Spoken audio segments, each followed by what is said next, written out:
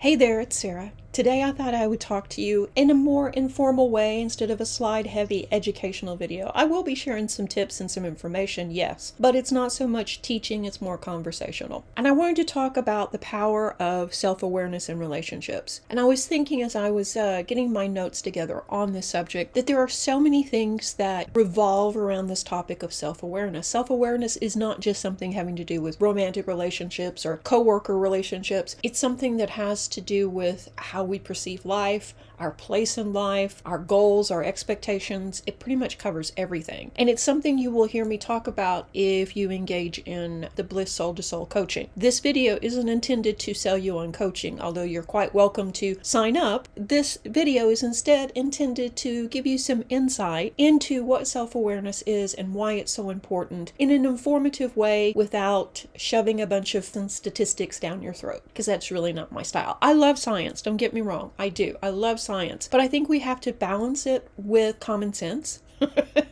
in a way that we can actually use the information. I wanted to talk, like I say, about the power of awareness in relationships. What is self-awareness? Self-awareness is the ability to recognize and understand your own thoughts, feelings, and behaviors. So to put it simply, it's understanding who you are, what you do, and why you do it. In the South, we have a term, check yourself. And usually it's said when people start disagreeing or someone acts in an exaggerated manner, or a arrogant manner, or a aggressive manner. We would say, check yourself, which literally means check in with yourself and what are you doing? Why are you reacting the way you are? But usually it's said in a more derogatory tone. Basically, that's what self-awareness is. It's understanding why you're making the decisions or having the reactions or engaging in the behaviors that you're engaging in. Most people I talk to don't have a clue. And I can raise my hand. In my 20s, I had no idea either why I was doing what I did. I knew that it was important because I was making bad decisions. And I couldn't really understand why. Maybe you've been there too. You've got option A,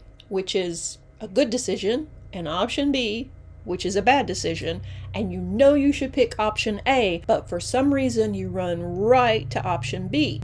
So why do we do that? Why? And if you don't know, who else would? It goes back to who's in control of your life. Well, you are, right? Because you're making the decisions. You're steering the ship, so to speak, if your life is a ship. If you're not conscious of why you're choosing choice B over A or A over B, then you're being led by something else. And it's usually our subconscious, and that goes back to lots of stuff from childhood and lots of pain and trauma that we probably sealed up in boxes that we don't want to think about or look at, and I'm talking metaphorical boxes here. We wouldn't want to be making decisions based on the pain of a 6-year-old or the personal angst of a teenager, would we? We would like to be making decisions based on where we are now in our life. We would like to think we're making decisions that help us grow and lead a better life rather than run straight into a life of suffering. And like I said, I raised my hand, I did it too. So I really wanted to know, why was I self-sabotaging so much? And the long story short was, it was false beliefs about myself. But that's another video. When we're self-aware, we make better decisions, yes, and we also communicate more effectively with others. We identify and manage our own emotions, and we maintain healthy boundaries in our relationships. That sentence right there should be enough to motivate you into studying self-awareness, because if you're in a relationship, and trust me, you are, whether you know it or not, you're in a relationship with your coworkers, people at school, your parents, your friends, yourself. So you're in relationships. If you're not setting healthy boundaries, there's a problem. If you're not aware of your triggers, there's a problem. If you're not aware of why you're reacting the way you do, there's a problem. Now, all of this can be fixed, and it doesn't mean that, oh my gosh, there's so much wrong with you. No, not at all. You can work through this, and you can regain the control over your life.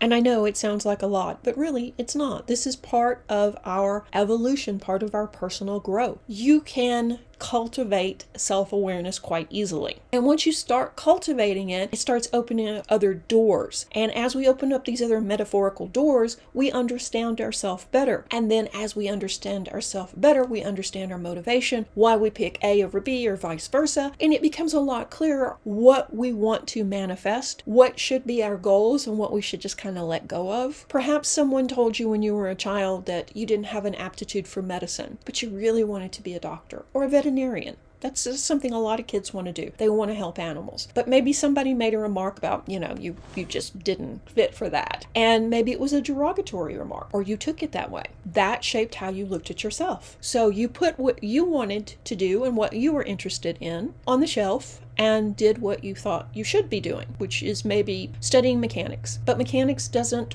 really appeal to you. You wanted to do something else. So when you become self-aware and understand why you are motivated to do what you did, such as not follow your own passion but follow somebody else's road, it may then explain why you're unhappy in your current job, why you don't feel fulfilled, why you're not excited about going to work and it becomes drudgery. That in itself is life-changing. When we apply this to relationships, self-awareness can be a game changer.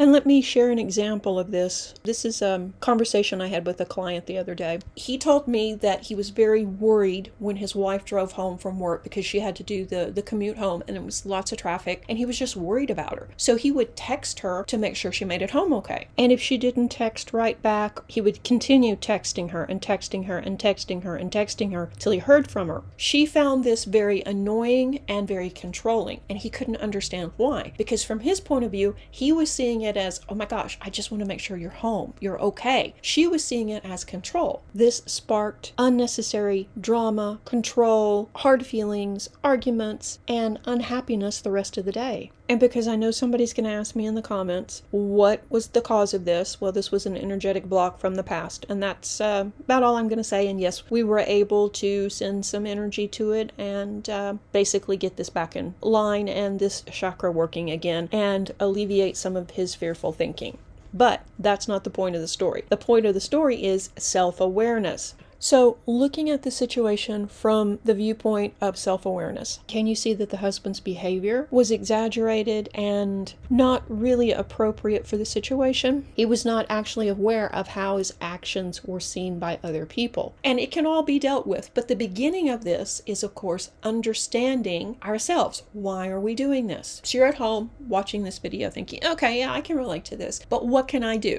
What can I do to start becoming more self-aware? Well, take time to reflect. It's as simple as that. Set aside time each day to reflect on your thoughts, emotions, and behaviors. Write in a journal or meditate to help you gain insight into your inner world. And if that sounds like gibberish or you're confused by it, drop me a comment below and I can refer you to some more videos that will clear up some of that misunderstanding about meditation. Another thing you can do is seek feedback. Talk to trusted friends, family members, coaches, somebody that you trust, and ask them for honest feedback about how you come across in your relationships. And be prepared for it to be surprising or shocking even, because sometimes we're the last people to know that we're coming off as controlling or meek or whatever it may be, because we're seeing the world one way, but our actions are saying something else. Another thing you can do is practice mindfulness. Pay attention to the present moment and observe your thoughts and feelings without judgment. And this sounds so simple, but it is so difficult for a lot of us because we're supposed to analyze and criticize and improve always. But mindfulness is just about being aware. Yeah, you don't have to change anything, just be aware of it. The fellow that was worried about his wife needed to really analyze, was it the fear of the commute? Was it the fear for her safety? Was it fear of abandonment? Why was he feeling the way he was? And then he could have an honest dialogue with his wife, you see? There's lots of other ways too that you can work on self-awareness. Those are just 3 simple tips that are easy to do. There's more. If you would like to know more about self-awareness, leave me a comment below and I'll create some more videos on this topic. I think it's really important that we invest in ourselves because